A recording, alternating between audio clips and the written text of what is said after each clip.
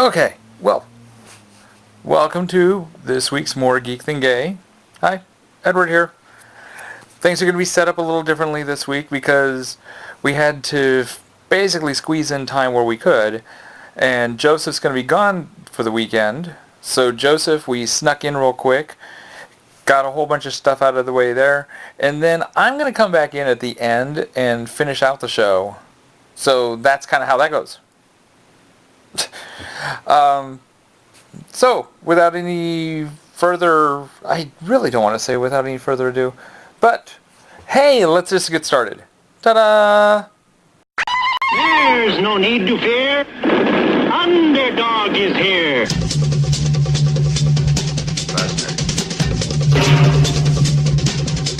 Walking, tiny white stuff.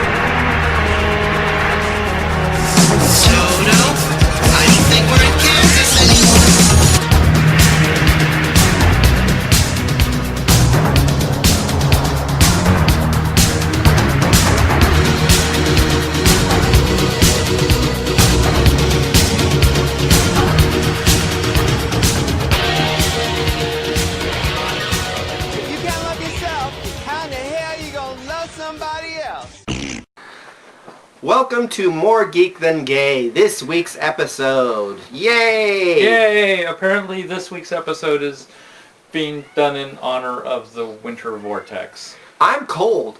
I am freezing. This morning I am very cold. I have, as you see, a hat on. I have my sweats on.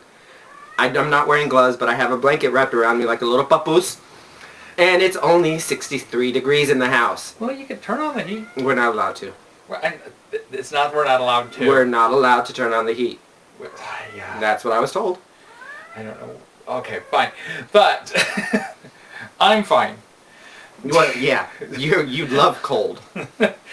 I was born and raised in Arizona. Lived in San Diego. I don't do cold. I left a very good job because they wanted to transfer me to Denver. I don't do cold. Although I have to admit, I cut myself shaving, which I don't normally do. Look at that. Oh, because you're not used to a straight razor. I'm used to a straight razor. When was the last time you used it? Well, it's a new one, though. I don't think that's my normal one. I think that's what happened. And here comes the excuses. What? When's the last time you see me cut myself with a straight razor? When do I pay attention to you? See? Exactly. All right. So, welcome to More Geek Than Gay. Let's see, what's been going on? All right, what happened last week? I don't know. Let's see, what happened last week? Joshua Tree. Okay, that was Joshua Tree. Yeah. Really nothing. As some of you who've listened to us over the past few months, I'm involved with the Gay and Lesbian Association of Darts, and the season's starting back up tomorrow night. No, Tuesday night. Yes. And so we're 16 weeks of you're going to hear me talk about darts every so often. So, yay!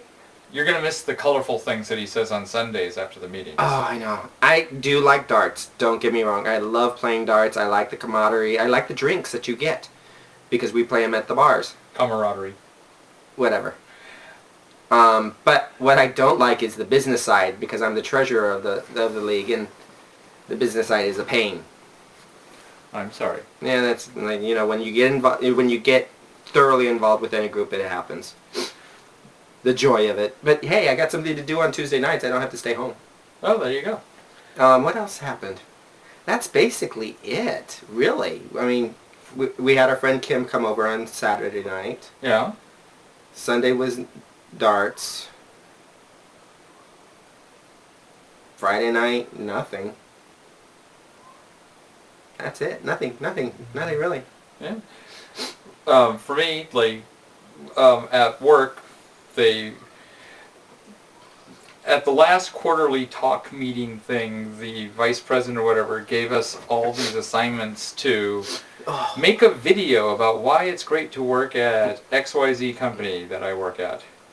And they set it up in ways that the only way that we could actually, we were in teams to make this video, and the only way we could get together as teams is someone has to come in like 2 hours early or stay 2 hours late and not be paid to meet with the other people on their team.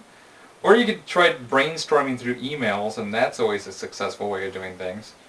So instead, I told my team, I'm like, you know what, I'll just make the video. You guys tell me what you guys want in it. It's going to be puppets. I'll make the video. And this weekend I wrote down the script and we went and filmed it. And it is a masterpiece of B-grade cheap puppetry. I haven't seen the video, but I heard the words, the audio. Because what Edward did, he had to record the audio, and then the puppetry, is in time. So, like I said, I haven't seen the video, but I'm thinking it's shades of Godzilla. Oh, if only Godzilla was so good. This is more something that even Troma would sit there and go, not quite up to our production standards. But have you maybe seen Full Moon? But that's a whole other issue. So that was kind of, I think, my thing for the week. The highlight of my week. Yes. Yeah. Talking monkeys representing us at work. And a snake for HR. Go figure. Afterwards I realized, as we were doing it, I'm like going, oh, this maybe sounds like I'm making a statement. Oops. But... And a little joke that I don't know if anyone else is going to get, where the the customer service representative is like an alien crab thing named Stella, and the voice of the alien crab thing is actually a theremin playing the Mario theme song, because I thought it would be funny, and there's subtitles for Stella. Saying, thank you for calling XYZ company, my name is Stella, how may I help you? And I thought it would be kind of cute that out of all the people, the customer service person is the one with the subtitles. Oh, okay. And that would be her voice. But I had this feeling no one's going to get that. So, but that's pretty much my week. The highlights of my week, at least. Oh, and I got a 3-day weekend. Whoa! I got paid for yesterday. See, so you did get paid for recording. I know, I did. Yay! I managed to figure out a way to beat the system. Stick it to the man. Yay! So that's that. Let's see what do we got geek-wise or talk-wise? Oh, actually, kind of geek-wise. Hold on, Oh. I just remembered something that we did. Sunday afternoon, I dragged Edward around town because I had to deliver all the startup packets to all the teams. And well, I should say Darts. This is the darts teams. I had 4 bars and had to deliver that stuff. While we were at one of the bars, Edward came with me. While we were at one of the bars, we took a walk a block away and went to Boom Boom LaRue's. And Edward's never been inside of Boom Boom LaRue's. What is a Boom Boom LaRue's? Boom Boom LaRue's is I would say it is the superstore of drag. You could get any possible thing that you want to do for dressing up. They do have a section for men's clothes for the drag kings, as well as men who want to dress up as men. They have a pair of shoes I want. They have 2 pairs of shoes I want, but And a one hat. pair of shoes. But 2 pairs of shoes I want, but the 1 pair of shoes I don't know what I'd wear them. But the other ones that are actually flashier, I'd wear those easily. But continue. But drag queens, transvestites, cross-dressers, transsexuals, strippers, they've got it. And even in what we found, what Edward found out, they are going to have a booth at Phoenix Comic Con. I did not know that. I was busy telling them, hey, you guys should think about getting a booth at like a con. You would have been great at DarkCon. And that's when they said, hey, we didn't know about DarkCon, but we are having a booth at Phoenix Comic Con. Yay! Yeah, so we were talking about that stuff. We were telling them they've talked to Yvette at Samurai Comics already, which I recommended when they first told me back in the fall that they were going to be there. Hi, Yvette. So they're going to be, they've already started ordering a lot of cosplay stuff, and they're hiding it in the back because apparently when they get cosplay wigs and outfits, they just fly out the door. Everybody, they buy the stuff very quickly. So they've been hiding it in the back, so they're stocking up and getting ready. Seems like they should buy twice as much so that they can just sell the stuff that goes out the door and then stash some stuff. Possibly, I don't know. Yeah, I don't know. But, so we talked about them. We talked with them, I should say. I scared them a little. Yeah, you scared them. Because I told them that they maybe want become a little bit more familiar with the terminology that they're going to hear. Pardon me, hiccups. Like, and stuff with Doctor Who and stuff like that. So they don't sound like noobs. And then they're all like, well, we don't want to look like it's our first time at the rodeo. And I'm like, you don't want to sound like noobs. That's what you're saying. And then I kind of made them sound like it was going to be more scary if they didn't know the words. Yeah, like people would... You even said that you'll have a customer. You even gave them the idea that they'll have a customer, and then if they sound like noobs, the other person, that customer's going to go, oh, look, a scarf over here. That was what you told them. It is kind of what I told them. I'm sorry, I can see it happen. I have seen it happen. But I don't think they need to be, like, super fluent as I was kind of accidentally making it sound. They just need to sound competent enough that they know what the customer wants. But Boom Boom LaRue's have been around for years. So but they haven't typically done cosplay. They have. It turns out they have. They just did not realize it was cosplay. Yeah. Well, yeah, but they haven't done with those hardcore people that you meet at cons. So we've been keeping them informed and doing some research for them. I got to find some wholesaler items for Doctor Who stuff. Edward was already talking to a big cosplayer and getting ideas about what to bring because. Hi, Sarah. Because there are certain things. I still think that they need to bring, eyelashes and gloves and tights, all different colors, just because, as what you would say. Well, that's what Sarah said, too. Yeah, because if you get a run on those tights, those cosplay people will need their outfits ruined. They need it to get new tights. And from that cosplay show that we're showing on Sci-Fi, it seems like everybody's always losing a glove. So that's a good one. Even though Sarah didn't mention gloves, I'm like going, I don't know, that show really seemed to indicate that gloves are one of those things that no one can bring two of. Yeah. So bring gloves. And makeup. Makeup, eyelashes, of course the wigs. They had really cool jewelry. Yeah, they did. And they took a picture, and they were telling us they took a picture of a couple of the displays, and the person in charge of the exhibitors hall said, bring that. Yeah. And now Sarah did mention that they may not do quite the amount of sales as what it looks like they'd be doing at the booth. A lot of people will be going there. She said make sure they bring plenty of business cards, because a lot of times people at the con, they have what they need already. They're not shopping for their costumes. They're not shopping at that moment, costume-wise. But they are looking for resources for their next costume, and so they'll come to the shop in the future. Yes. So that's a good thing to keep in mind, too.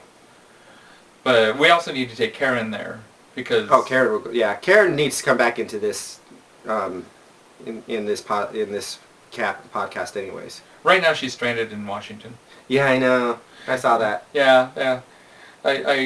I still think it would be funny if she ended up on a flight with like a clown convention or something, because that would completely finish her nightmare moment. Mm-hmm. Yeah. Someone doesn't like clowns. Go figure. Or those dolls with the glass eyes that. dolls with glass eyes don't fly. What? What do you mean they don't? Well, they don't fly. I see what you're saying. I'm going, what do you mean they don't fly? Speaking of dolls with glass eyes, here's a good segue. Dolls with glass eyes. American Horror Story Coven. Da-da-da. The creepy guy with all those dolls. Yeah, the creepy guy with all those dolls. The butler. The butler. The dead butler. The dead butler ghost / butler guy. Yeah. Yeah. Who stole the baby. And how was... I don't... See, I could have sworn that even when he was dead, he was enchanted to still be telling the truth? That tongue was enchanted? Only at the end. Right, when they put the tongue back in. Yes. The tongue was... So how was he able to... Well, okay, let's catch up a little. We caught up on the last 2 episodes of American Horror Story, in other words.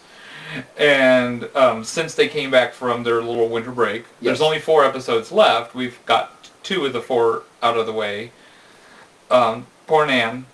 Yay! Right as Nan was like showing some real power there and too. Right when you publicly announced that you were Team Nan. Team Nan, and I'm still Team Nan. And did the Black Power fist. Team Nan. She died. She died. Drowned. She fell in the bathtub. True dat. No, she's... As a sacrifice. Yes. For the voodoo Felicia, king. for Midia, for Mocha. What the hell are you talking about? What's the... Fiona. Oh, okay. Fiona and Marie Laveau drowned her so that they could give her soul to Papa Legba, because Marie Laveau has a deal with Papa Legba that she has to give him an innocent soul every year in order for her to maintain her immortality. Correct. And so they gave her Nan's soul because Nan was starting to catch on to all sorts of shenanigans at the house, so it solved Marie Laveau's problem and Fiona's problem at the same time. Yes.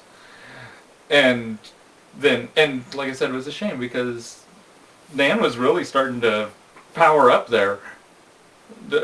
She actually was looking like maybe she could be the next Prime. Supreme. Yes. I'm like, oh, what do they call those? Optimus Primes. No. But, so, and then we had Misty.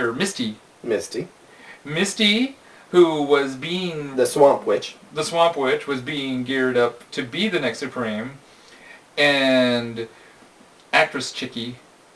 Yeah, I can think of her name. Zoe. Possibly. I have no idea. Yeah. She had decided that she was going to be the next Supreme because that's what Fiona had kind of told her right before she killed her anyway. And they were going to have a witch-off in the graveyard. Remember? They were having a witch-off? I thought they were there. I thought they were there for they were having a They were going to see a funeral for the people that died at the hair salon. Yes. But remember, that's when actress lady was like going, no, you need to prepare, da-da-da-da. And then they walked off to the side talking about how I'm just as powerful as you are. And right before that scene, she had said that she was going to challenge her to the 7... They were going to have like a 7 miracles or whatever off. I don't remember that. And so actress lady raised the dead, which we hadn't seen her do before. But he wasn't really dead. I think he was just an actor. No. I think he wandered around, just wandering aimlessly in the background.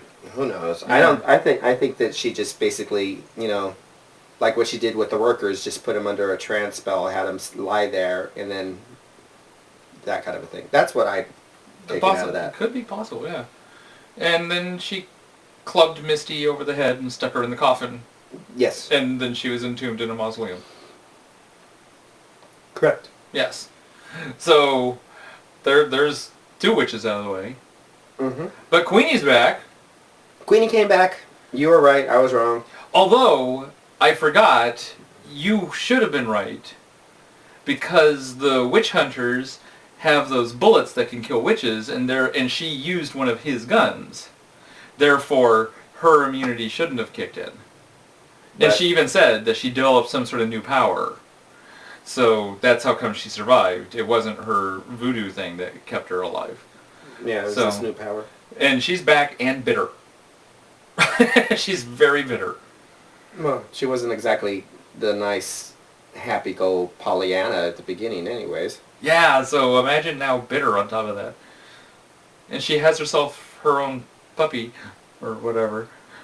No, What's the name of that character? I don't know, but Kathy Bates. it's Kathy Bates' character. But no, Kathy Bates' character is now the maid again. Well, yeah, but she did keep her on a leash for a little while. Just when to you keep brought her, back. well, to bring her back. Okay. And Kathy Bates is back to killing. Yay. Torturing and killing. Torturing and killing. Because There's she a likes difference. the blood. Yes. She likes the blood. And then the crazy one, the crazy redhead, can't remember her name. No. We love her. She tried to tell Chloe and Franken boyfriend that they need to go away. And they did. And Cordelia, look at that, I remembered another name. Cordelia poked out her own eyes again so that she could get second sight. You know what I get a kick out of is that if it didn't happen. If she doesn't get second sight again? Yeah, because I'm like, how do you know that's going to guarantee it? Exactly. Although she did say that she'd been working on a potion that she thought would get her there. Yeah, I just but that didn't was realize the potion was going to also entail her poking out her own eyes. Who knows? Oh! And Fiona and Marie Laveau took down the witch hunters. Yes, but Maria Laveau's dead. Maria First- Laveau is being buried alive. Yes. And that pretty much catches up everything. That's a whole lot of shit that happened in 2 episodes. Yes. When you think about it, when I'm like describing it, I'm like going, wow, that's a lot of stuff. No, that's what they do in American Horror Story. When it gets close to the end, they have to tie up all these loose ends that they've had all these storylines going on in the previous episodes. And that's true. That's true, that's true. That's part of the reason why I didn't care for the last season as much. Because they had so much that was so crazy. I was really looking forward to how they were just gonna like just crazily take it, and they just chopped them off one by one, and then left with the last 2 episodes being kind of dull compared to the rest of the season. Yeah. Where here, at least, we still have stakes going on. So I think this season's much better than last season. We also got caught up and finally saw the finale of Project Runway All-Stars. Hey! Poor Kato. Oh. Always the bridesmaid, never the bride. You'd think 3rd time, but no. And that's sad. I liked her. No, I did too. I adore her. like I her. really like her. I like her and I like her designs. And even though Seth Aaron, I didn't really like him. I did like his designs. his last runway was good. His last runway was good. The girl in 3rd place, Svetlana or whatever. Irina, you kind of knew when you saw her runway, oh, you're not winning this. And Yeah. the judges even after, when they talked to her, go, we can all agree that it's not her, right? Yes. And then they just They just went discussed Seth Aaron and Courteau. So, but... And then we saw the first episode Under the Gun, too. Yes. But is any surprises, really, or anything from Not yet. It's with the last episode of Project Runway. The last episode of Project Runway? No. Yeah. I mean, either Seth Aaron or Kato, I was very happy that would have won. I wanted Courteau. I wanted Kato because... I like her. Yes. But both of their last runways were great. Yeah. You know, and it was literally a toss-up between the two. His styling sucked. Oh, God, I mean, yeah. Yeah, His styling sucked. I honestly thought there was a chance he was going to lose it because of his styling. yeah. Um, But only one judge mentioned that. yeah. And one judge the judges kind of thought that Courteau's stuff was a little bit all over the place, but some of the judges absolutely loved some of her stuff. Yeah. And her stuff looked, in general, ready to go out on the... Ready to wear. Ready to wear, yeah. Just, it's complete, it's done. So... And Then we watched the first episode of Under the Gun. which is kind of a 2-parter. Yes, it is a 2-parter. It's kind of interesting. It's like X Factor with Project Runway. No, Well, because they got the mentors. Yeah, but I'm thinking it's more like Fashion Star because they have the mentors as well. But they're not trying. They're not. I don't think they're gearing it up so that you can buy everything at the end. I have no idea. Oh yeah. I mean, we don't know what the exact specifications are yet. That's true. Right now, they're just gearing up to have everybody. They have 15 designers and 12 slots, 3 for each mentor. No, 4. Sorry, 4 from each because mentor. There's 3 mentors. Yes. Mondo, Asian chick, Anya, and dude with beard. Anya and Nick. Nick. Yeah. I was like going, and dude with beard. Who no one wants to be on his team. Aw. Everybody wants Mondo. Or Asian chick. Anya. Because Anya, she's Anya, actually... Anya, something like that. Yeah. She actually almost has her team filled. Yeah, she's got 3 spots. Yeah. So does Mondo. Because that girl, that last girl, she should have went with Nick. Did she go with Nick? Yeah. Okay, then good. She went with Nick. The hyper girl. The one, yeah, the hyper girl. The hyper yeah. girl. And I'm sorry but the Cuban guy who decided to make a costume and not an actual outfit, he shouldn't have stayed. I can't believe he stayed. And the Alabama girl should have stayed instead of get kicked off. Because I wouldn't have kept her either. See, I would have kept her because she did a full polka dot dress. Actually, it wasn't even a dress; it was a skirt and a top. Yeah. The only problem I had with it is it looked like it was something that you'd see like at Kmart or something. It looked so much like something I've already seen. That was it. It was just that's how come it wasn't bad. It just wasn't good. Yeah, well, considering you only have 6 hours to put these stuff together. True, but look at what other people did. Yeah, but in that same 6 hours. Exactly. Look at what some of the other people did. It's like, really? A little black dress? But I liked that first one. That little black dress with the little gold pieces and everything on it. So, I was kind of surprised that they were fighting over the little black dress with the weird cutout strips. Yeah. I don't know why they fought over that. And the Cuban guy or Puerto Rican guy or whatever. He's Cuban. Cuban. I don't know how he made the cut. I don't know either. There were some good ideas there. Too bad there were like 7 more good ideas than what needed to be. It's like he couldn't stop. And that's when it became a costume. Yeah. And then found out that, hey, he's a costume designer for a Latin dance studio. Yeah. In Miami. Go figure. So, but we only got to see the first half of the people do that. I'm assuming that the next episode is going to be the second half of the people being put on the teams. Yeah. And then we'll find out exactly what entails for the competition. Yeah. Yeah, and we get to watch one person being dragged away from their sewing machine because it's time, and apparently production staff keeping her away from her own model because she won't stop. We don't know that. We'll have to see. That's what it looks like. That's what it looks like. That's what it looks like. Sure. Yeah. Oh gosh. But and then we saw the first episode of Face Off. That's back. Yes. We like Face Off. We love Face Off. Face Off is one of those competitions that surprised me that I enjoy so much. Which is the same thing with Project Runway, by the way. And for those of you who do not know, Face Off is a makeup special effect. It's kind of makeup special effects. Makeup prosthesis. Yeah. Because it's not a makeup challenge. It's a prosthesis and stuff like that challenge with makeup as well. Yeah. So they're basically creating usually a whole body look. Although they'll do short challenges which will a lot of times be just neck and head looks. So that's back. That's on its fifth or sixth season. Yeah. Yeah. With the Westmores. Yes. And Mackenzie and her father, Michael Westmore. What was the change this season? There was something that we commented on that was a change. The judges have an immunity vote. Oh yeah, they have an immunity vote. I thought there was some other change that surprised us. No, that was it. That was the only change. Okay. Well, the 2 of the contestants are boyfriend and girlfriend. Oh yeah, that's true.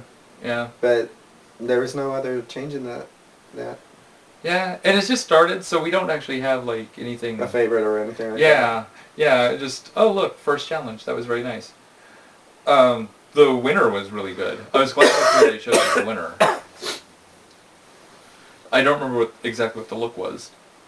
It was It wasn't the castle one. No. It was the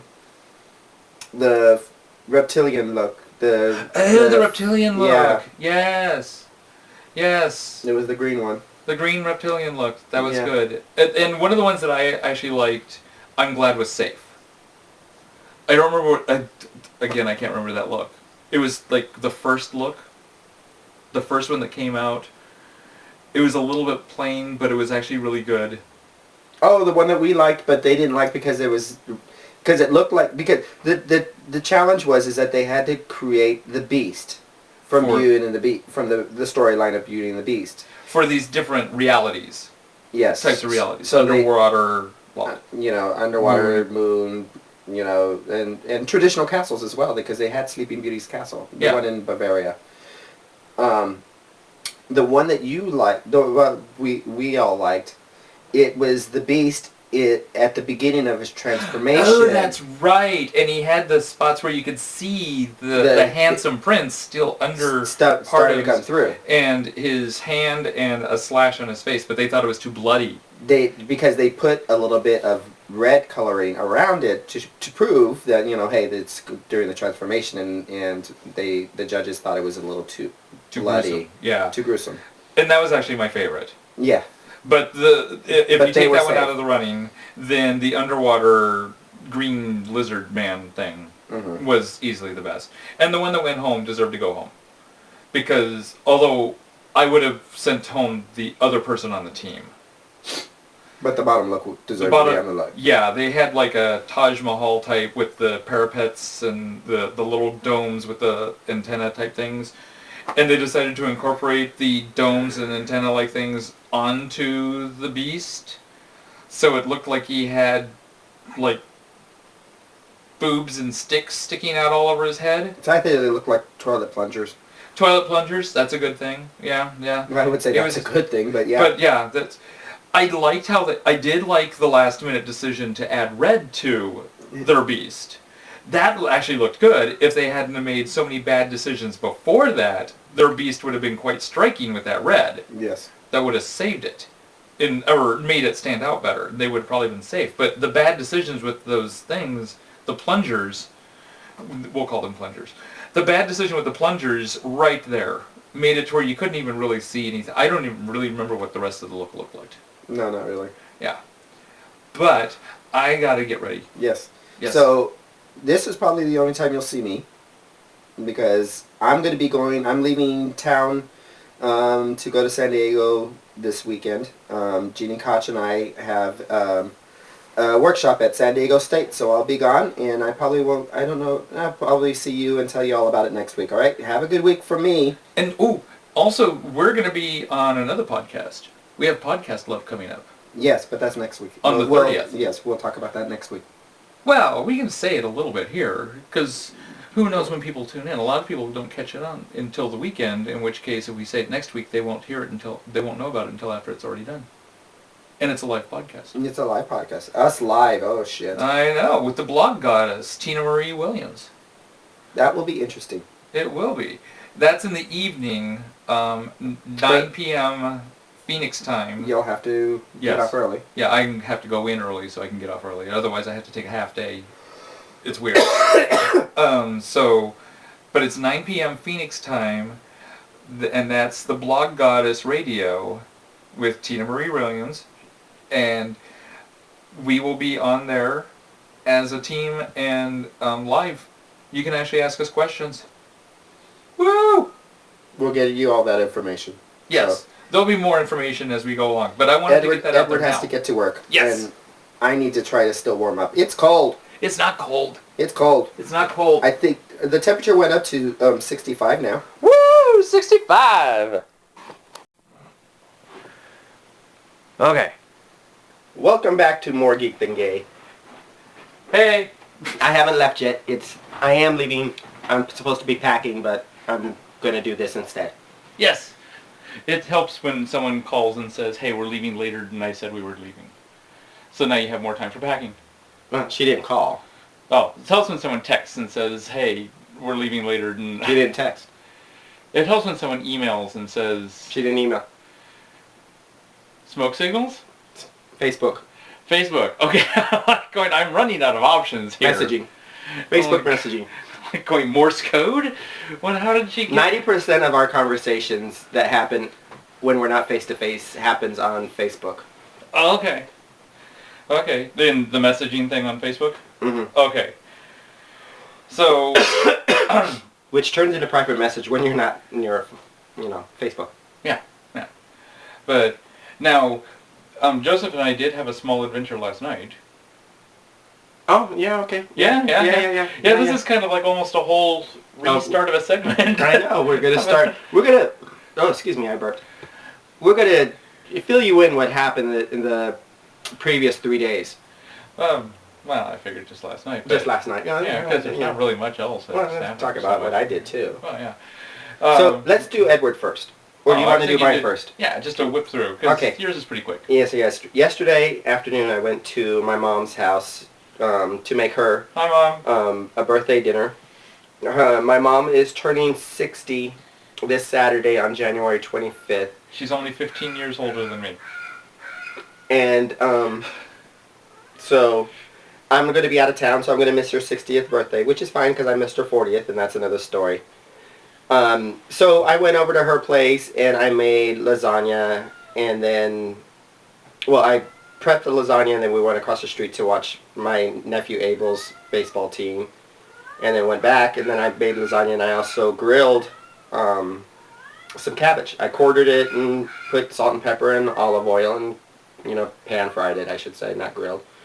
And she never had it that way, and she really liked it, and she wants to do that. She wants to do it again. And I told her you could do it with cabbage or iceberg lettuce, any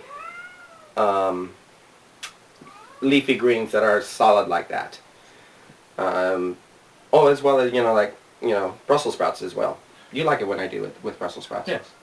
So, and we had a nice time and had dinner, and then after that we went to, we talked on the couch, and we were going through pictures because they're going to do a little collage of pictures at her birthday party on Saturday. So that was my night. And then I picked up Edward, and then we went to Ice Picks for Country Idol.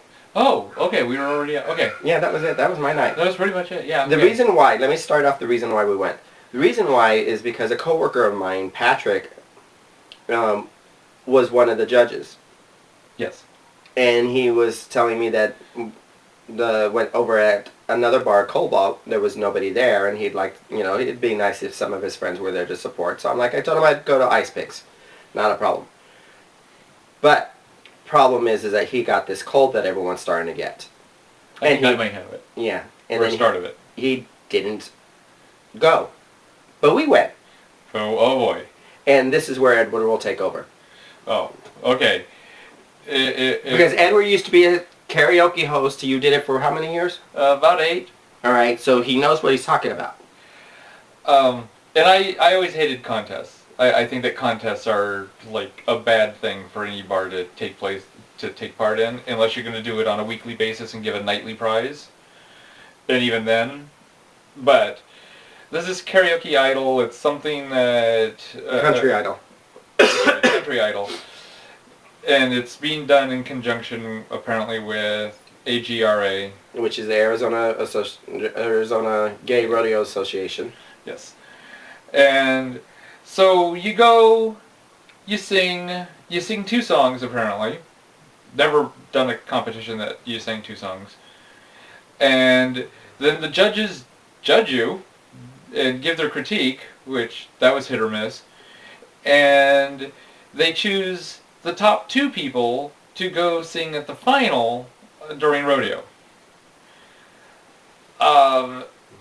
The short version of this is that it was just a mess. The person running the sound didn't know what he was doing. He wasn't the regular karaoke host. You have to give him a little leeway, a very small pigeon of a little leeway. Yes. The judges, one of the judges didn't realize that he was going to have to do hosting duty. Poor Olivia. Yeah. A drag queen who was out of drag that needs to be in drag to be on a microphone. Yeah. And I don't even know where they got their third judge from, given the fact that Patrick didn't show up. That's DJ Tsunami. Oh, well, I mean, was that their third judge, or was he always going to be the third judge? No, it was going to be 3. Yeah. Patrick, Tsunami, and Olivia. Yeah, so who was the third judge? They never had a third judge. It was only 2. It was just those 2? Yeah. Okay, see, that's what I'm saying, since Patrick wasn't there, who was the third judge? As far as I know, they only have 2. Okay. So, there's that. They ended up with 4 contestants. At the beginning. And then about halfway through, after everybody had already sang their first song and the judging had already started, someone came in and they were going to be allowed to just come in and sing 2 songs in a row, which I would have cried foul to, had I really taken the whole thing seriously. The guy running it couldn't find songs. He couldn't figure out how to get the video to work right. And when there was, like me, I did Walking After Midnight. That was supposed to be my second song. By? Who's? By Patsy Cline. That was supposed to be my second song because my first song was going to warm me up a little bit because the bridge is a little bit of a strain. No, they put that in as my first song for some unknown reason. And then he kept on calling me Patsy. And I'm waiting for him to actually say the name of the contestant because he said the name of every other contestant. And I even went up and told him, like, you know, I'm just waiting for you to say my name so I could come up here and sing. And he's like, well, I'm just saying the name of who it is. And I'm going, no, you're saying the name of who sang it. My name is on the sheet where name is supposed to be, where you've been reading everybody else's name. And so that's when he decided, oh, okay, and now it's Eduardo. And for the rest of the night I was Eduardo. Because no one bothered to look on my sheet and see that there was no O. And when it came time for my second song, he kind of struck a little bit of an attitude with me. It was bad. It was so bad. I came in second. First runner-up. First runner-up, which is, first loser. But that still gets me to the thingy thingy. The finals. The finals, if I decide to take some time off from work to go to it, because it's... At 7 o'clock. Yeah, when I'm normally at work. And you work until 9. But, wow. I really hope that it's better run at other locations, at the other bars that they're doing this at, because that, had I been taking it seriously, there would have been a major fit being thrown there over so many things. Oh, and then the karaoke host, runner dude guy, kept on hitting play when people didn't even have microphones in their hands. Or even on the stage yet. Yeah, and then he didn't restart the song. Yeah, I mean, they were missing the first 3 or 4 words of the song. The first guy was missing the first 2 lines. Yeah. So, and then he put in the wrong song for another person. He put in the wrong song for me. And looked at me like it was my fault when I'm like, no, I'm not going to sing Friends in Low Places. That's not my song. Which is good because the guy who came in late, that was his song, and he probably would have been really ticked off had I decided to just go with it and sing it anyway. Wow, it was bad. It was really, really bad. I'm not one for karaoke, which is why I call it karaoke, but it was so poorly ran and so mismanaged. It was so sad. It was one of those... People walked out. Many people walked out. This had to be truly the worst karaoke contest I think I've ever seen. And I've seen some pretty bad stuff. I mean, so we'll at see weddings. We'll see if Edward got that, wants to do it, but, I'm not going to push it because... It's actually it's on the finals is February 14th at the Gay Rodeo here in Phoenix. Oh, I can't do it. That's a lockout date. We're not allowed to take time off on Valentine's Day. Yeah, okay. No one's allowed to take time off. So, yeah, my work is so romantic that way. Oh, I know. Yeah. So never mind. He's not doing it. Yeah. Although I guess I could change my schedule, but that would be weird. No, don't bother. So that's that. Yeah, that catches you up on... Oh, there was one more thing I forgot to say. What's the one more We thing? had our first night of dart play for the new season. I think I mentioned it prior. Oh, yeah. We lost. We got our butts beaten. Handed to them. Yeah, it was nasty. It was bad. There's 5 people on every team that plays, and only one of the 5 actually touched his darts during our 6 weeks of having, actually 8 weeks of having time off. And that person wasn't me. So by the 9th game, my arm was tired. So did that one person win his solo? Yes, he won his solo game. Or, no, yeah, one-on-one or whatever. Yeah, he won his one-on-one. Oh, good. Okay, well, that's good. Okay, so I guess that catches that up. Catches that up, okay. Yeah. Wanted to cover 3 things, hopefully fairly quickly. One. Sorry, allergies are kicking my butt right now. One. It's the loneliest number that I'll never get past. Every 6 months these allergies hit me. I never had allergies before until just now. How does that feel, Edward, when you do that to me? First. Huh? Answer that. How does it feel when you do that to me all the time? And you go off on your little tangent. Answer me. Explain. Later, Lucy. First, I've read a couple books. Did you finally finish them? Yes. Because you usually read about 4 books at a time. I know, I'm bad at that. It's all new, shiny, and then I start reading another book. Let me start with Darryl Dawson, Crawl Space. I had read it before. I wanted to reread it because it had been years since I read it.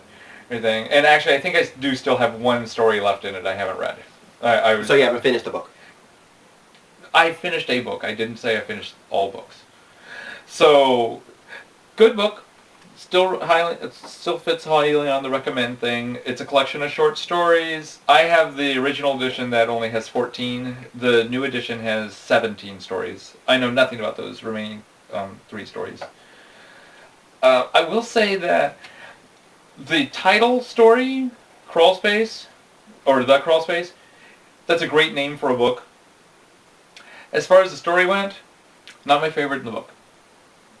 It actually is, for me, one of the weakest, but it has the best title to name the whole book after.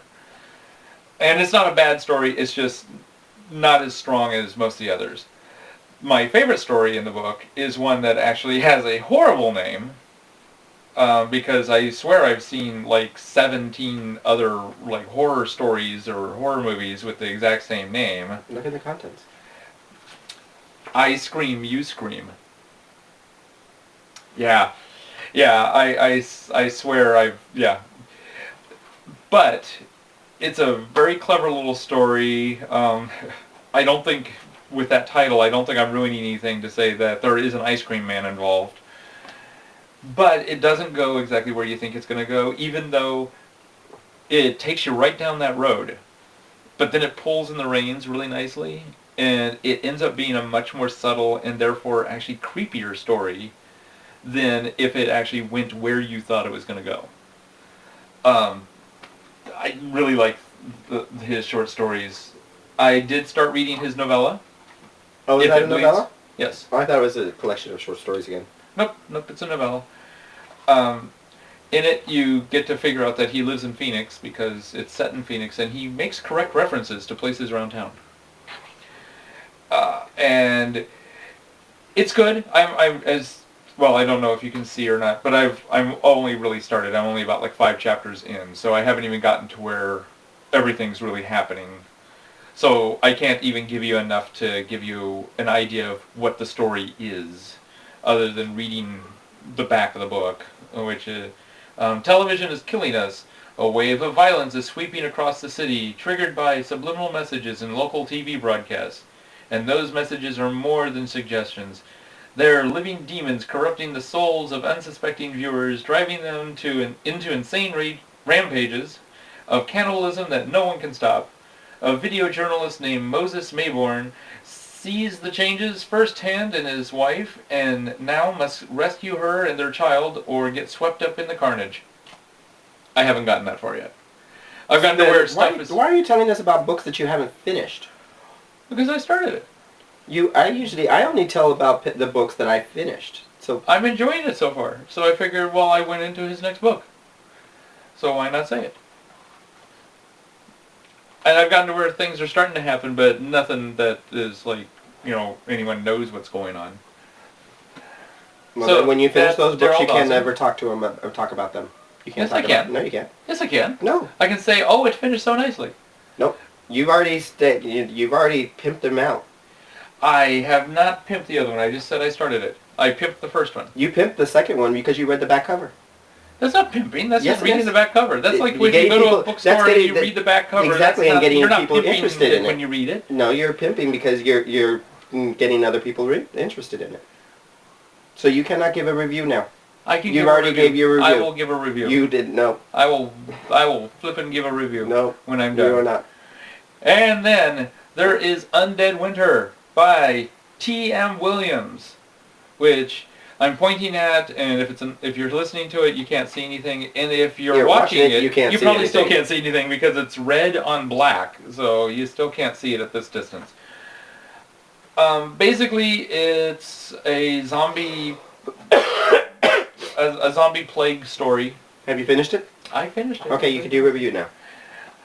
And it's very good. Joseph can tell you I actually enjoy zombies a lot. But at the same time, my love of zombies has also become of zombies because they're just so overused and no one's bringing anything new to the table anymore. Because there's nothing new to bring. She brings something new to the table. No. See? I think that there is something new you can bring to the table. I just don't think people are. I think they're just lazy using the tropes nowadays that have been firmly established by the Italians and George Romero and a couple others out there. Hers, on the other hand, it divides into two halves. This is actually a short story. It divides into two halves, book 1, book 2.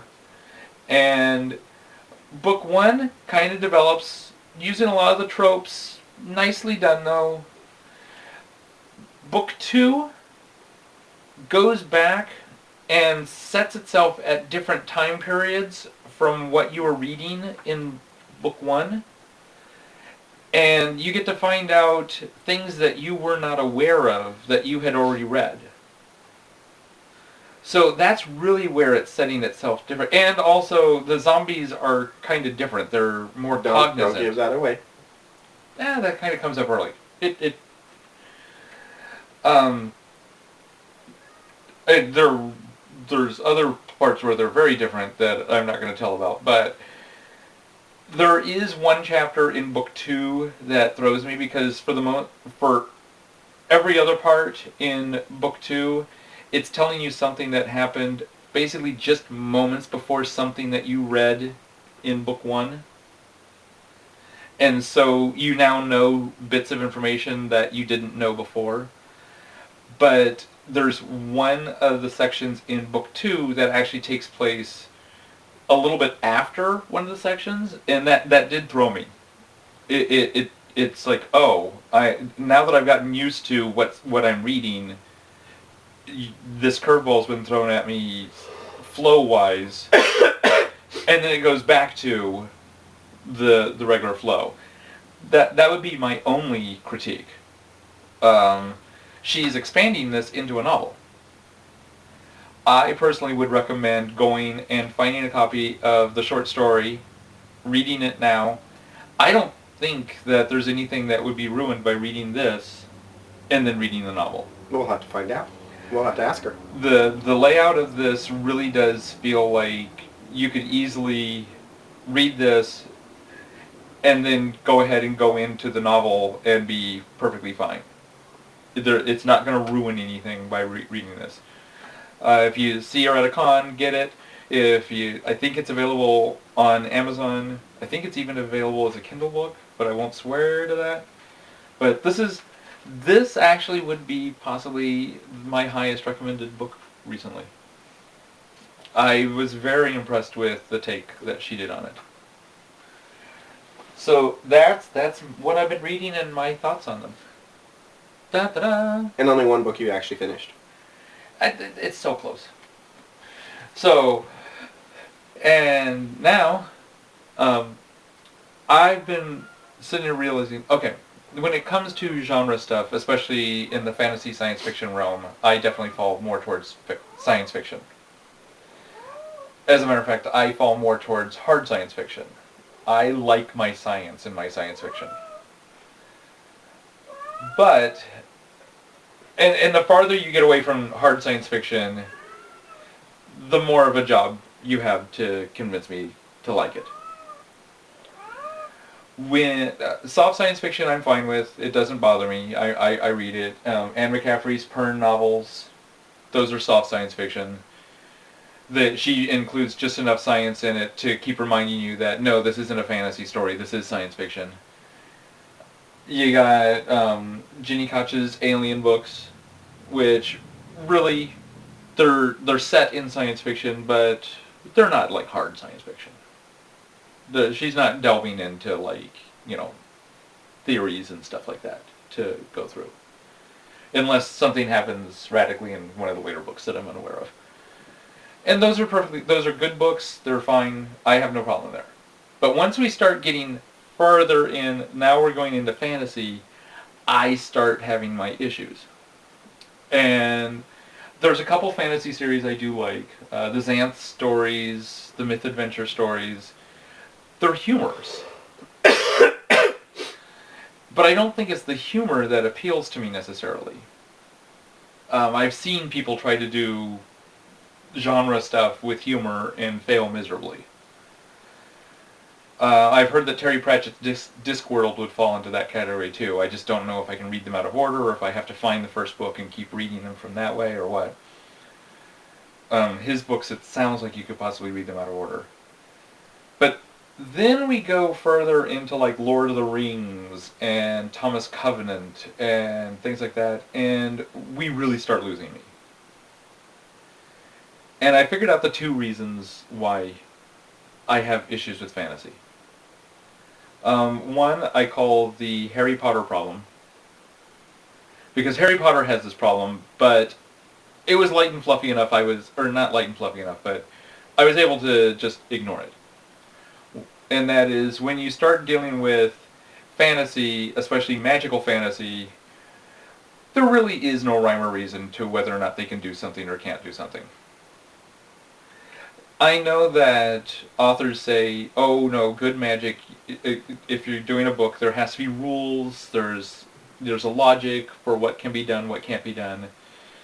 But to be totally honest, what can be done, what can't be done, you just run into the next wizard down the road and he has a trinket that does exactly what you need to do to solve the plot. And either it's a lazy writer who doesn't realize that trinket has already been introduced in the story, such as Hermione's time necklace, which would have solved everything from that point onward in all of the rest of the stories. Or you have someone who's lazy and does do it as an ex machina.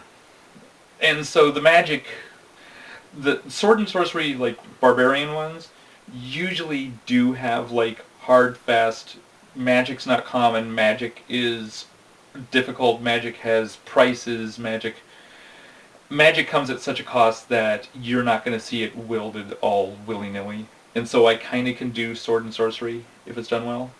That's why I like Marcy's. But the other thing is that they just seem to imbue such gravitas into how they treat their own world.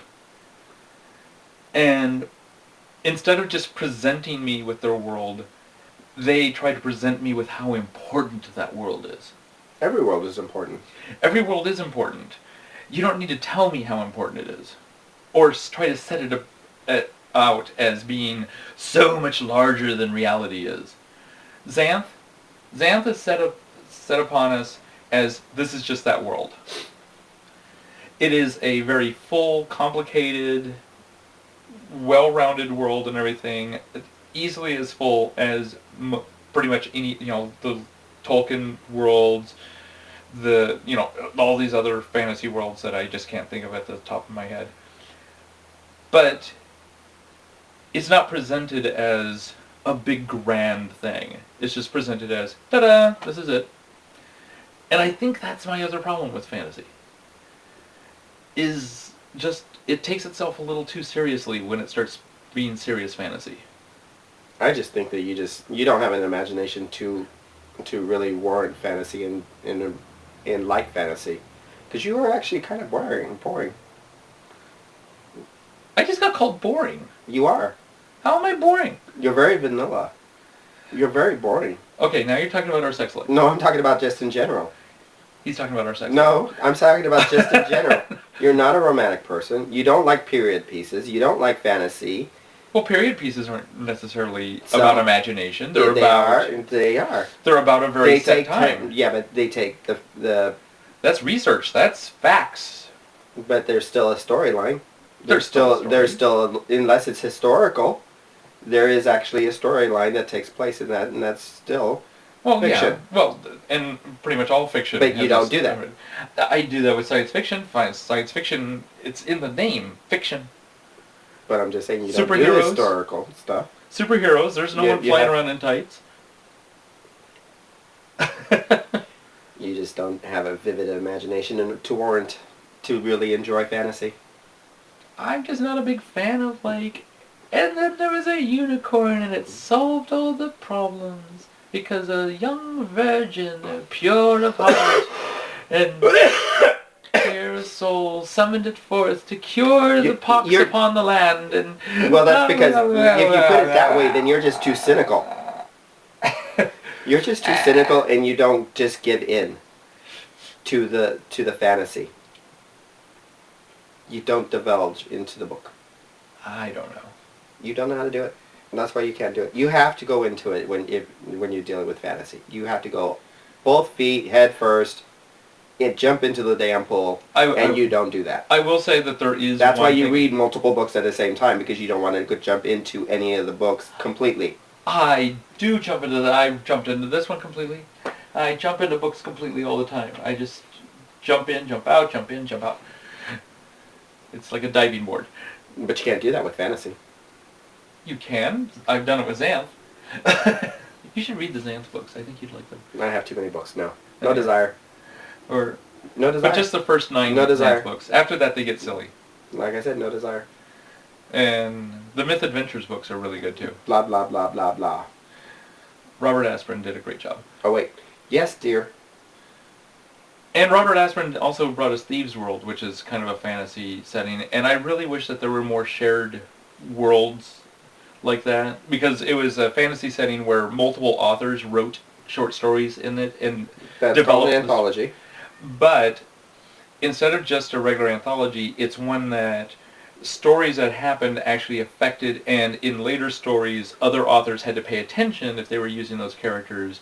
It grew into a consistent world with an actual history of all those stories. So. And I wish there was more of those around. Next subject.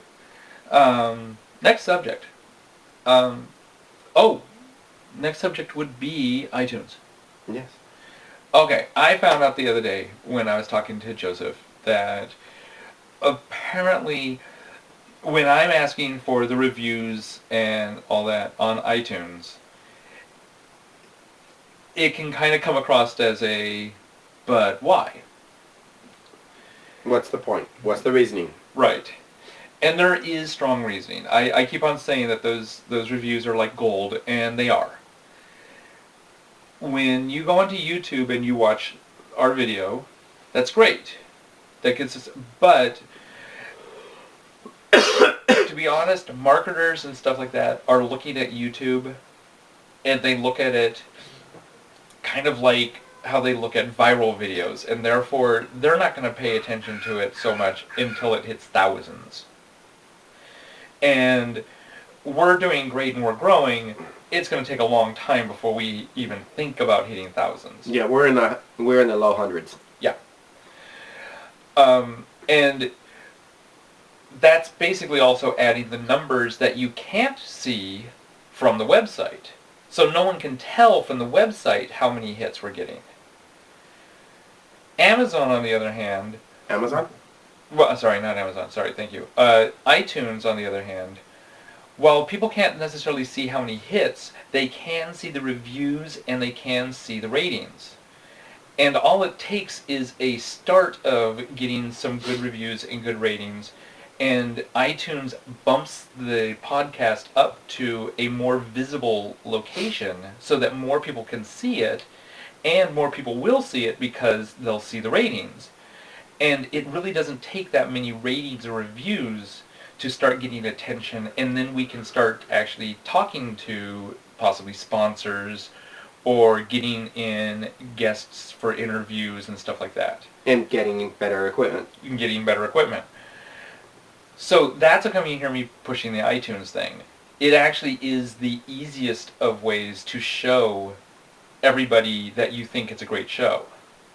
Where the hits on YouTube are great, and trust me, I keep track of those, and I'm loving those numbers. They don't mean the same to potential people who are looking to come into the show as the reviews and ratings on iTunes do. I'm the one who knows what the numbers mean. I'm the one who understands the numbers from YouTube and the website. They would understand the numbers or the ratings and the reviews that they see on iTunes. And that's why you hear me always asking if you could please go on and rate and review us on iTunes, because that's just the easiest way to help us out. Also, another way is, I'm going to put this out there, and I want people to email us or leave a comment. One of the things that I've heard from other people is that they have a hard time finding us because we don't fit in exactly a category. We're not completely gay. We don't completely talk about one particular thing. You know, so we have all these tags that we put on there. You know, and you're only allowed to do so many tags at a time. So think of how, as this one guy told me at DarkCon when he asked me to describe Jeannie's book. Describe our blog/podcast or whatever you want to call this thing in 10 words. Very hard to do. If I did the spin-off math one that I still would like to do, it would grow in numbers so much more quickly because people would go math and bam, it would hit. Where this one, it's hard to come up with a search because one week we're talking about Star Trek, one week we're talking about Jenny Koch's books, another week we're talking about Walking Dead, then we're talking about a con or comic. We talk about Star Trek? Not if I'm around. Yeah, we talk about Star Trek. No, I don't think so. You talk about Star Trek, not me. Yeah, got a little mouse in my pocket. So, yeah, we are a hard podcast. Ow! A hard podcast to categorize, and without being able to categorize, we do fight an uphill battle. And that's again why the ratings and reviews on iTunes would help us out. Because it would bring us to more visibility on iTunes. They automatically would just bump us up. I don't even have to ask or try to do any advertising with them or whatever. They bump us based on reviews and ratings. So, and that's because we're just a general talk about us and things we like podcast. Yeah. And the people we like. And the things we go to. So, and sometimes the things we don't like. Like karaoke DJs who don't know how to do their job. But that's a whole other story. And give attitude. Inexcusable attitude. So, that is the whole iTunes thing. And Michelle, I know you've done it, so thank you very much. And so if you can, it's not hard to get onto iTunes and just do it. It's very simple. You just search for More Geek Than Gay in their store. It doesn't cost anything. It's all free. Well, you have to be signed up. You do have to sign up, but that's still free. iTunes is a free program. Going into their catalog or library or store is free. The podcasts are in the free category. Because iTunes has stated they will not charge for podcasts, and therefore everything here is actually free. It's just a matter of going and doing it if you don't already have iTunes on your computer. That would be the most time-consuming part, is installing iTunes. Let me go this way. And that's the iTunes thing. What are you doing? We had people talk about our last podcast. Oh. You mean when we got in trouble? When we got a stern talking to? About the fact that We didn't know what DarkCon was, and we described it as something that it's not? apparently DarkCon is not a horror convention. Even though I swear I saw that somewhere. But I could not find that again, even on their website. Therefore, oops, sorry. So, let's see what people have said. You didn't even have this up? I didn't have this up. Oh, I clicked on the wrong thing. That's what I want to click on. Because this will start. But... A normal person would have it already set up and ready to go. Yeah, well, I didn't think of that until right now. I actually had this set up for something else. And then I was like, oh crap, we did have comments, because we haven't had those for a while. But Tina Williams, who we're going to be on her podcast next week. Yes, we are. We'll talk about it before that, though. She got a kick out of the fact that you say that you stalk her. I do. Yes. And then I also stated that Wait, they can't see us. They can't see us. We have a cat in the way. Garfield? People doing audio, they can hear us still. I know. But people can't see All us. of a sudden, Garfield decided to get up and move right in front of the camera. All right. She... The Montana girls. Well, Tina also stated that she thinks we have the best intro ever. She likes the intro music. Oh, the one that you designed. Yeah. And I told her that someday, we had planned on doing a contest to find, and then the whole foreclosure and move thing happened, and we haven't gotten back to that. We'll get back to the idea of a contest to see who can identify all the pieces that I use in that. And the person who comes closest. Once we get prizes, so probably not until... I have a box of prizes. Oh, okay. I do have prizes. I just don't have the means to send the prizes to anyone at this moment. And then our Montana girls, that would be Terry and Betty. Something like that. Yeah. Terry replied. Yeah. She just states that she loves us and thanks us for the shout out. So, hi Terry. That's another shout out. And then down here. I think this is what I'm looking for, where we have like a whole bunch of stuff. Because people caught us on Facebook, and... Yeah, it is Betty. Oh, it is, yeah. So, let's see... Oh, Little Red and her boyfriend stated that they had fun, so that's good. And we had Missy say hi to us. Hi, Missy! And Jesse confirmed that at the con, he had... offered to stick my snake down his pants. Oh, was that guy? That's that guy. Okay. Yeah. I couldn't remember. I had to think about. Yeah, that's that at the pajama party. Who wanted to? Yes. And then there becomes this whole time traveling thing between Marcy and Tina, and I don't know what the time traveling thing is. I think I missed a thread somewhere. And Marcy wants to know why Jeannie didn't introduce her to the Montana girls, since she is a Montana girl. And at first that explains a lot, though. With Marcy, it does. It explains a lot. It explains a lot with Marcy. Take that however you wish, Marcy. As well as the Montana girls. Yes. That's kind of like when Michael Gaffney was like, oh, he's from Iowa. And I'm like, okay, that explains a lot. And then Victor stated that he had fun meeting us at the con as well. That was part of what Missy had said. And Heather knew. She's new to us. And she enjoyed the compliment that I gave her when I posted it. I'm not sure I mentioned her in the podcast. But we met her at the pajama party. Okay. The Amazon. Oh, her! Yes. Yeah. Yes. She's tall. She is tall. And very attractive. Yes. A very attractive woman. Yeah. And probably could, like, pick us up. She's tall. Well, with me at least, because I'm skinny. Yeah, good point.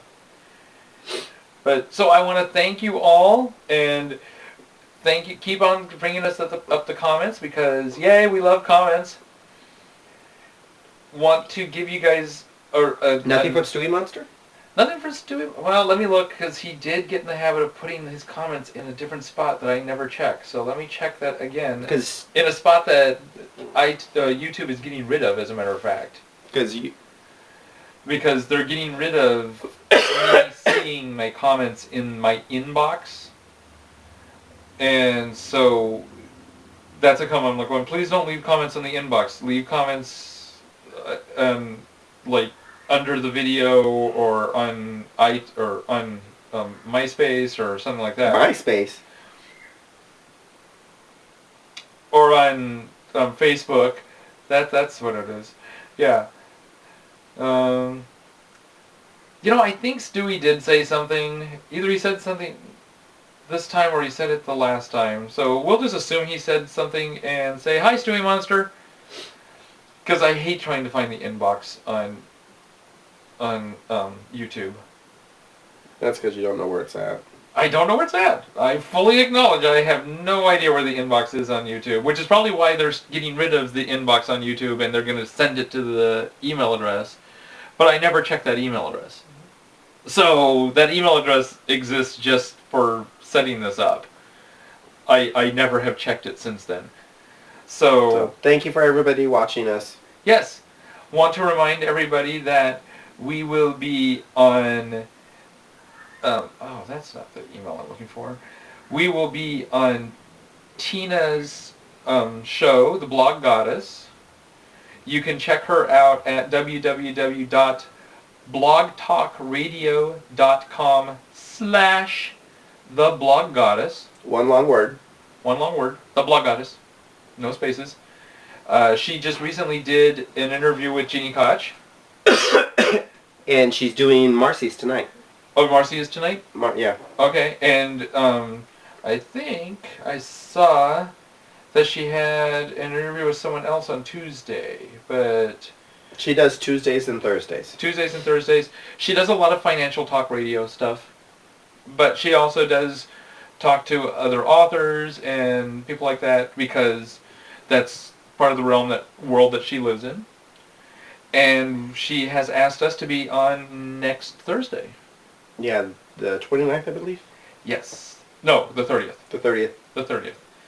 And we will be on there just kind of hanging out with her, answering questions, talking, and then it will open up to a question section during the last 20-15 minutes. Oh, so you got that email? I got this email. Okay. I'm just trying to get to the end of it so I can... why did they switch this over? It used to be so much easier to actually read these emails. But she gave us the phone number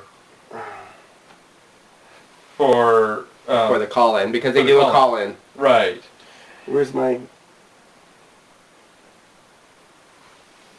And... Can you get to it? I'm not getting to it. Okay, hold on. Because it's being a... User error. I'll be right back. Yahoo used to be so straightforward. And we would like for people to call in. Yay, call us. Because that's a great thing, if you call in. Otherwise, we'll have to, like, sit there and go, ring, ring. Oh, we have a call. Yes, who is it? Yes, it's me, and I would like to know what you think about sausages. You don't want to hear that. You know, yeah. No one wants to hear us talk about sausages. So, please do give us a call when we're on the blog goddess. And are you back with the phone number? I'm coming. Okay.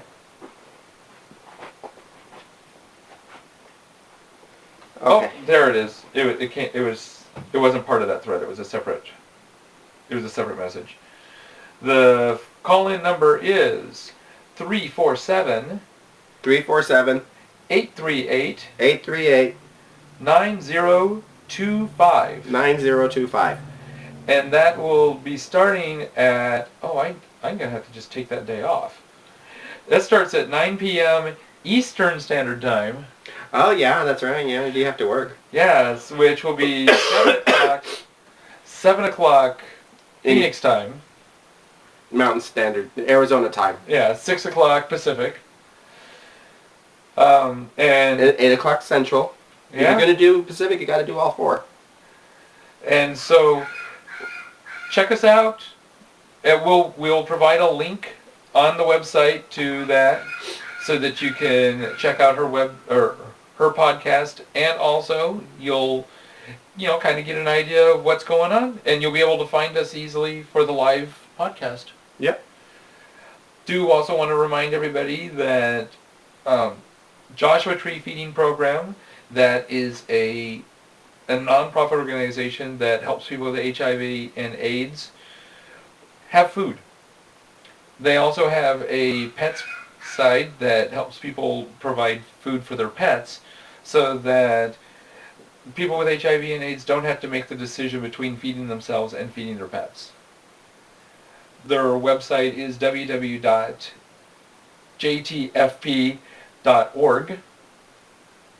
You give me a confused look. Because she said WW. Oh, www.jtfp.org. They're a volunteer organization. Any assistance that you could offer up, they will greatly appreciate. And what else?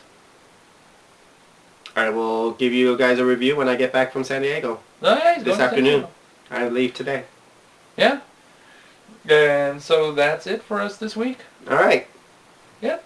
Thank you, thank you, thank you. Have a good week. Bye.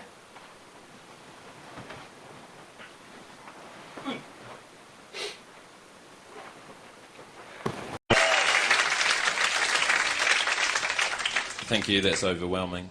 We're Flight of the Conchords. We're formerly New Zealand's 4th most popular folk parody duo. Unfortunately, another folk parody duo has just slipped above us in the charts. It's like of the Conchords, there are a couple of guys who dress up as us. They're a tribute band. And do songs that are slightly more popular than us. This next song we're going to do isn't, it's not really intended for humans. No. It's probably more for robots. Yeah. In the future, when robots have killed all humans. And that's the sort of market that we're trying to get into. We wrote this a while ago, so in a way it's a little bit dated. The distant future. The year 2000. The distant future. The year 2000. The distant future. The distant future. The future is quite different to the present. The one thing we have in common with the present is we still call it the present, even though it's the future. What do you call the present? We call the past, so you guys are way behind. Yes, the world is quite different now. There are no more elephants. There is no more unethical treatment of elephants either. The world is a much better place. There are no more humans. Finally, robotic beings rule the world. The humans are dead. The humans are dead. We used poisonous gases, and we poisoned our asses. The humans are dead. He's right, they are dead. Humans are dead. Look at that one, it's dead. It had to be done. I'll just confirm that they're dead. So that we can have fun. Affirmative, I poked one, it was dead. System of oppression. What did it lead to? Robot depression. Robots ruled by They people. had so much aggression that we just had to kill them, had to shut their systems down. Captain, do you not see the irony? By destroying the humans because of their destructive capabilities, we have become like... Do you see what we've done? Yes. So?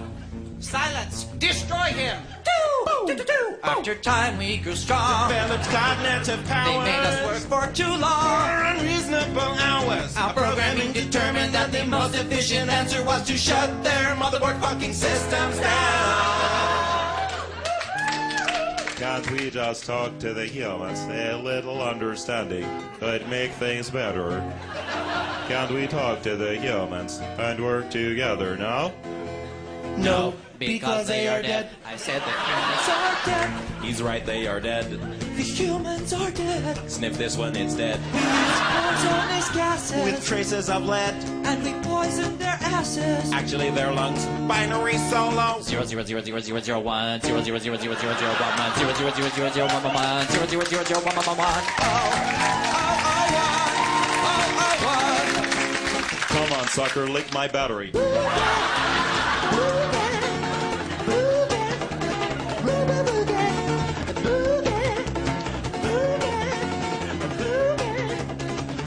The humans are dead. Once again, without emotion, the humans are dead.